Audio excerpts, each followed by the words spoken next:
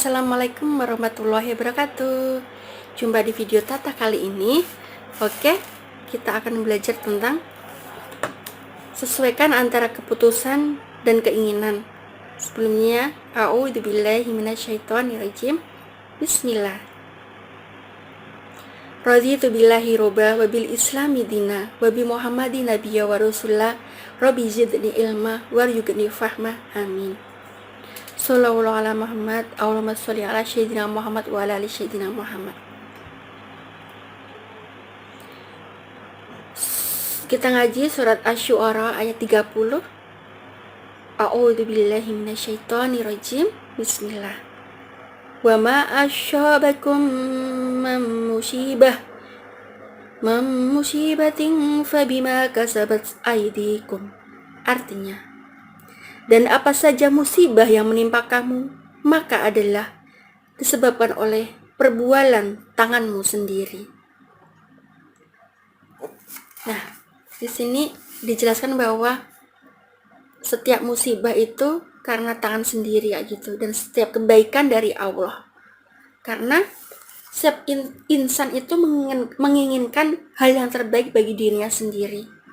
Kalau kita menginginkan hal yang terbaik pada diri kita sendiri, kita harus giat melakukan apapun yang kita capai, cita-cita kita lakukan dengan giat, nggak malas-malasan, nggak hidup berfoya-foya, dan nggak boros, kemudian nggak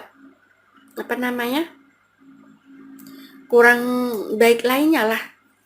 Kalau kita mau menanam kebaikan atau kita petik yang baik-baik, kita tanam, maka akan petik atau kita panen hal yang baik pula.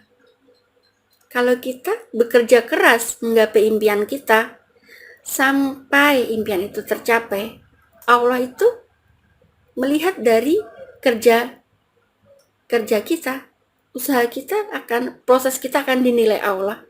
Apakah kita malas-malasan, apakah kita rajin, itu Allah akan membalasnya.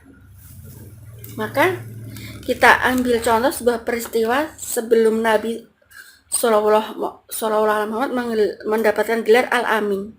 Nabi Sallallahu Alaihi Muhammad itu menanamkan kepada diri dan lingkungannya bahwa apa-apa yang ia katakan itu adalah selalu kebenaran. Tidak ada tidak ada dusta sama sekali. Perkataan yang terlontar pada mulut Nabi Muhammad itu benar dan mengandung makna yang sampai kepada hakikatnya. Jadi kalau kita itu mengeluarkan perkataan, dan perkataan itu dari hati muncul ke pikiran, dari pikiran akan muncul ke mulut dan akan dibicarakan gitu. Namanya adalah kata. Dan setiap kata itu akan kita tanam, kita usahakan. Setelah kita tanam maka akan dipetik. Setelah petik, kalau kita menanam yang baik-baik kayak gitu, ya seperti contohnya bahwa seorang ayah yang tidak mengajarkan anak ilmu agama, kemudian ilmu Al-Quran dan agama, dan tidak menamai anak dengan baik, kemudian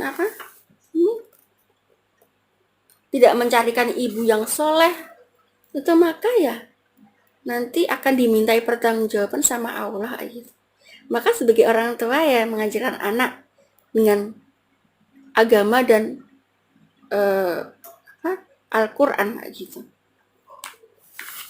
Dan mulailah menanam kebaikan-kebaikan seperti dalam surah An-Nahl itu ayat 128 bunyinya, a'udzubillahi minasyaitonirrajim. Bismillah. Innallaha ma'al ladzina taqaw wal ladzina hum muhsinun. Sesungguhnya Allah berserta orang-orang yang bertakwa dan orang-orang yang berbuat kebaikan. Oke? Jika orang itu berbuat baik, berarti berbuat baik pada diri kita sendiri. Dan jika berbuat jahat, maka kerugian dari kejahatan itu untuk dirimu sendiri juga.